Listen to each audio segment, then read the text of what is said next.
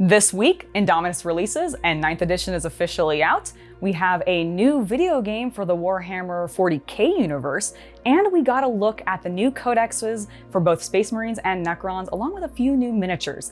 I'm Angela, you're watching Hobby Night, and I'm here with this week's Warhammer news.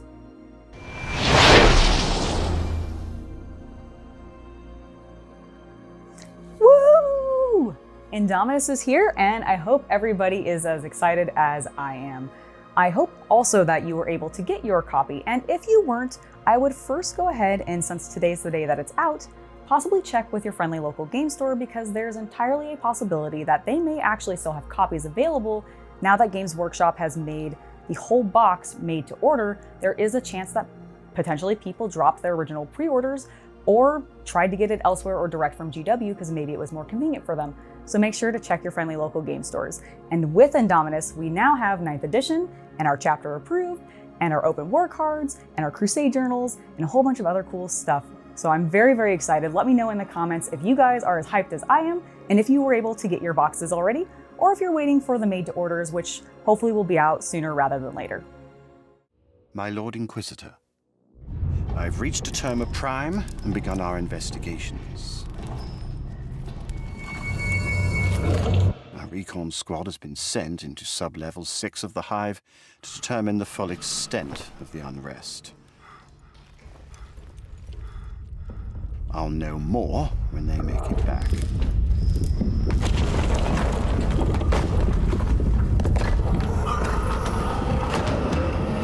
Next up, we got a sneak peek from Fatshark, the people who brought us Vermintide 2, about a new game set in the 40k universe, which I am very, very excited about because it kind of looks like it's going to be in the same vein as Vermintide and Left 4 Dead, and you seem to be playing guardsmen or arbites or something dealing with the Inquisition, as the Lord Inquisitor was mentioned in the trailer we got to see, and I think that's really cool.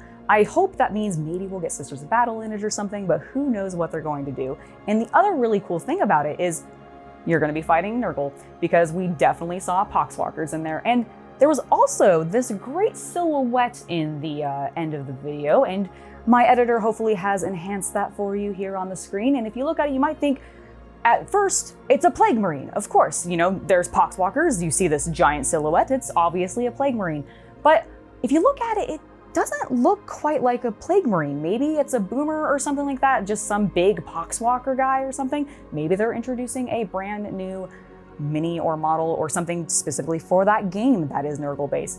We will see when it comes out, and as more news is covered by it, you will definitely hear about it here, because we are very, very excited. It's right up our alley of types of games we love to play. Angela! What is all this? I might have a problem.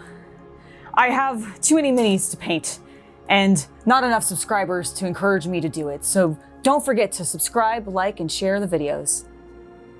Earlier this morning, we got a grand new announcement from Games Workshop about the next codexes that will be coming out for 9th edition, and as we expected, it is, of course, the Space Marine and Necron Codex, which is fantastic because, you know, Indominus is here. We want to be able to use those miniatures, and those miniatures are for those codexes. I do find it a little bit interesting that they are aiming for October for the release. I know that there's the pandemic and everything, so obviously things have gotten delayed, but it seems a little odd that they had the scheduled release of this codex seemingly so far distanced from when Indominus was releasing. Now, I don't know if that is because we're maybe going to see some starter sets that they haven't announced or something come in between that, and those will have some rules or add-ons for maybe those two factions in there. But it just seems really odd, other than the pandemic, obviously, which I'm assuming is probably what the case is.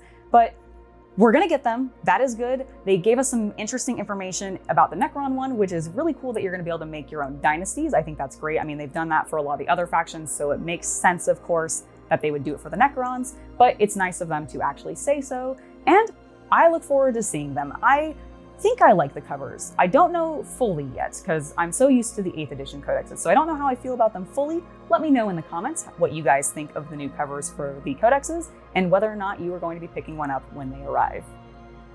Last but not least this week, we got a preview of a couple of new miniatures that they're releasing. one of which we knew was coming, definitely the monolith, which I think looks fantastic.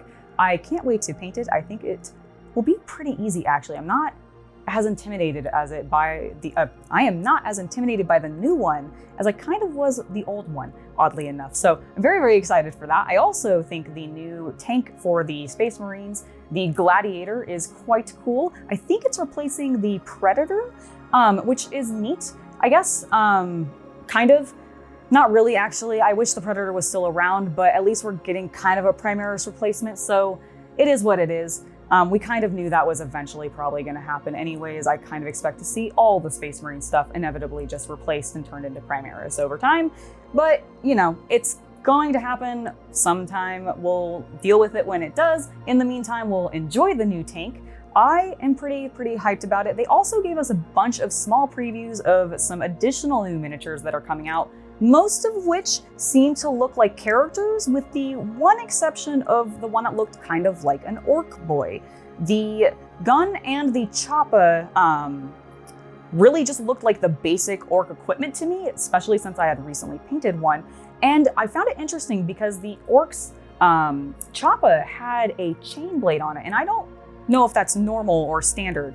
I think it kind of is, but orc players in the comments, please give me some information on that because I'm not fully aware of it, but I think that's uncommon. So I find it interesting that they have it on the one that they're previewing. I hope that means that maybe, just maybe, we're actually going to maybe get a new Orc Boy kit, which will be very, very exciting. I also just want to talk briefly about that new Death Guard miniature that they seem to have.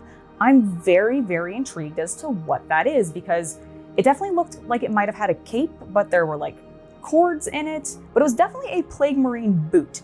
So you mentioned a miniature tied to the video game earlier. Maybe, ooh, that is a good point actually. Maybe the guy that we saw in Darktide is gonna be tied to that miniature. Who knows? Let me know what you think in the comments below. I hope you guys have enjoyed this video about the Warhammer news for the week. We got some cool new information about minis, codexes, and of course, Indominus is here. Make sure you guys share all of your cool new exciting things with Indominus, your paint jobs, how your building's going, all of that down in the comments, and I'll see you guys next week for another video.